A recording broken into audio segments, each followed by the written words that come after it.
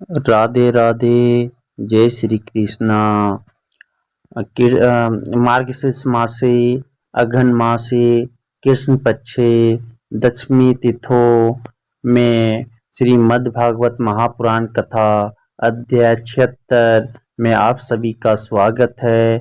आप सभी का हार्दिक अभिनंदन है। साल्व के साथ आदमों का युद्ध। श्री सुखदेव जी कहते हैं, परीक्षित, अब मनुष्य की किसी लीला करने वाले भगवान श्री कृष्ण का एक और भी अद्भुत चरित्र सुनो। इसमें यह बताया जाएगा कि सोम नामक विमान का अधिपति साल्व किस प्रकार भगवान के हाथ से मारा गया। साल्व शिशुपाल का सखा था और रुक्मिणी के विवाह के अवसर पर बारात में शिशुपाल की ओर से आया हुआ था। उस समय यदुवंशियों ने युद्ध में जरासंध आदि के साथ साथ साल्व को भी जीत लिया था। उस दिन सब राजाओं के सामने साल्व ने यह प्रतिज्ञा की थी कि मैं पृथ्वी से यदुवंशियों को मिटाकर छोड़ेगा। सब लोग मेरा बल पौरुष देखना। परीक्षित, मूढ़ साल्व ने इस प्रकार प्रतिज्ञा करके देवादिदेव भगवान पशुपति की आराधना प्रारंभ की।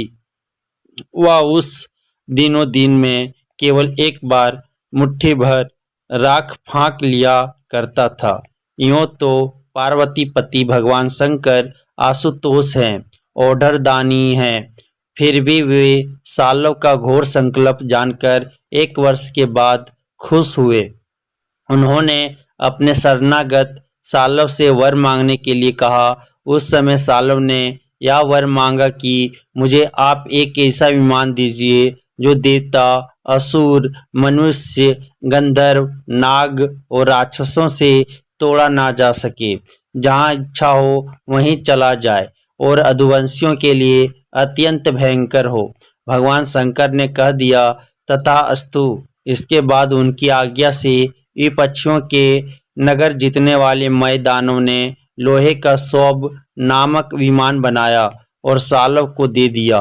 वह विमान क्या था? एक नगर ही था। वह इतना अंधकारमय था कि उसे देखना या पकड़ना अत्यंत कठिन था। चलाने वाला उसे जहाँ ले जाना चाहता वहीं वह उसके इच्छा करते ही चला जाता था।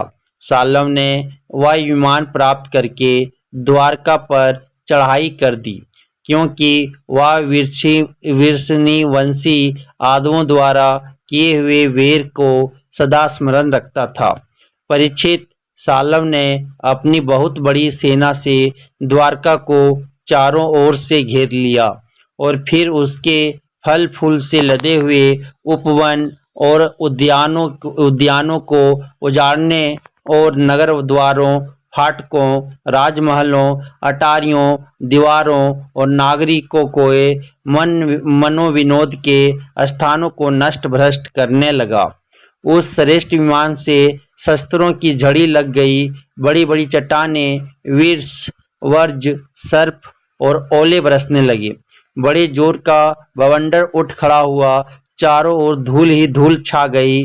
परीक्षित, प्राचीन काल में जैसे त्रिपुरासुर ने सारी पृथ्वी को पीड़ित कर रखा था, वैसे ही साल्व के विमान ने द्वारकापुरी को अत्यंत पीड़ित कर दिया। वहाँ के नर नारियों को कहीं एक क्षण के लिए भी शांति ना मिलती थी। परम संयमी वीर भगवान प्रद्युम्न ने देखा हमारी प्रजा को बड़ा कष्ट हो रहा है। तब उन्होंने रथ पर सवार होकर सबको ढाढ़स बंधाया और कहा कि डरो मत।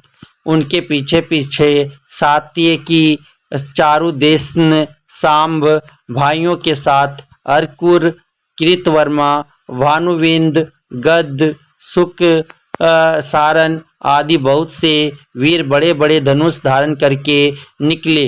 ये सब के सब महारथी थे। सबने कवच पहन रखे थे और सबकी रक्षा के लिए बहुत से रथ, हाथी, घोड़े तथा पैदल सेना साथ साथ चल रही थी।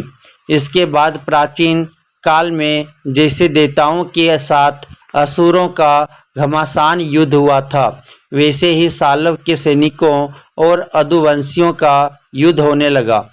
उसे देखकर लोगों के रोंगटे खड़े हो जाते थे।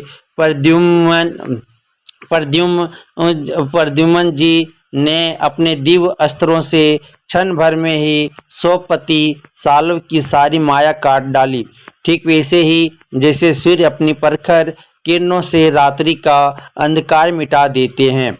प्रद्युम्न जी ने के बाणों में सोने के पंख एवं लोहे के फल लगे हुए थे। उनकी गांठें जान नहीं पड़ती थी। उन्होंने ऐसे ही 25 बाणों से साल्व के सेनापतियों को घायल कर दिया। परम मनस्वी प्रद्युम्न जी ने सेनापति के साथ ही साल्व को भी 100 बाण मारे। फिर प्रत्येक सैनिकों को एक एक और सारथियों को 10-10 तथा वाहनों को 3-3 बाणों से घायल किया। महामुनि प्रद्युम्न जी के इस अद्भुत और महान कर्म को देखकर अपने एवं पराये सभी सैनिक उनकी प्रशंसा करने लगे। परीक्षित, मय दानव का बनाया हुआ साल्व का वायुमान अत्यंत मायामय था। वह इतना विचित्र था कि कभी अनेक रूपों में दिखता, तो कभी एक रूप में, कभी दिखता तो कभी ना भी दिखता। अदुवंशियों को इस बात का पता ही ना चलता कि वह इस समय कहाँ है। वह कभी पृथ्वी पर आ जाता तो कभी आकाश में उड़ने लगता, कभी पहाड़ की चोटी पर चढ़ जाता तो कभी जल में तैरने लगता। वह अलात चक्र के समान मानो कोई दो मुही लुकारियों की बनीठी भांज रहा हो, घूमता रहता था, एक क्षण के लिए भी कहीं ठहरता ना था। साल्व अपने विमान और सैनिकों के साथ जहाँ जहाँ दिखाई पड़ता वहीं वहीं वधुवंशी सेनापति बाणों की झड़ी लगा देते। उनके बाण सूर्य और अग्नि के समान जलते हुए तथा विषैले सांप की तरह असह्य होते थे। उनसे साल्व का नगराकार विमान और सेना अत्यंत पीड़ित हो गई, यहाँ तक कि अदुवंशियों के बाणों से साल्व स्वयं मूर्छित हो गया। परीक्षित, साल्व के सेनापतियों ने भी अदुवंशियों पर खूब शस्त्रों की वर्षा कर रखी थी। इससे वे अत्यंत पीड़ित थे, परंतु उन्होंने अपना अपना मोर्चा छोड़ा नहीं। वे सोचते थे कि मरेंगे तो परलोक बनेगा और जीतेंगे तो विजय की प्राप्ति होगी। परीक्षित, साल्व के मंत्री का नाम था घुमान, जिसे पहले जिने पविस बाण मारे थे। वह बहुत बली था। उसने झपट कर प्रद्युम्न जी पर अपनी फौलादी गद्दा से बड़े जोर से प्रहार किया और मार लिया कहकर गरजने लगा। परीक्षित, गद्दा की चोट से शत्रु दमन प्रद्युम्न जी का वक्षस्थल फट सा गया। दारुक का पुत्र उनका रथ हाँक रहा था। वह सारथी धर्म के अनुसार उन्हें रणभूमि से हटा ले गया। 2 घड़ी में प्रद्युम्न जी की मूर्छा टूटी। तब उन्होंने सारथी से कहा, सारथे, तूने यह बहुत बुरा किया। हाय हाय, तू मुझे रणभूमि से हटा लाया। सुत, अब हमने ऐसा कभी नहीं सुना कि हमारे वंश का कोई भी वीर कभी रणभूमि छोड़कर अलग हट गया हो। यह कलंक का टीका तो केवल मेरे ही सिर लगा। सचमुच सुत, तू कायर है, नपुंसक है। बतला तो सही, अब मैं अपने ताऊ बलराम जी और पिता श्री कृष्ण के सामने जाकर क्या कहूँगा। अब तो सब लोग यही कहेंगे ना कि मैं युद्ध से भाग गया। उनके पूछने पर मैं अपने अनुरूप क्या उत्तर दे सकूंगा। मेरी भाभियां हंसती हुई मुझसे साफ साफ पूछेंगी कि कहो वीर, तुम नापुंसक कैसे हो गए? दूसरों ने युद्ध में तुम्हें नीचा कैसे दिखा दिया? सुत, अवश्य तुमने मुझे रणभूमि में से भगाकर असमय अपराध किया है। सारथी ने कहा, आयुष्मान मैंने जो कुछ किया है सारथी का धर्म समझकर ही किया है। मेरे समर्थ स्वामी युद्ध का ऐसा धर्म है कि संकट पर पड़ने पर सारथी रथी की रक्षा कर ले और रथी सारथी की।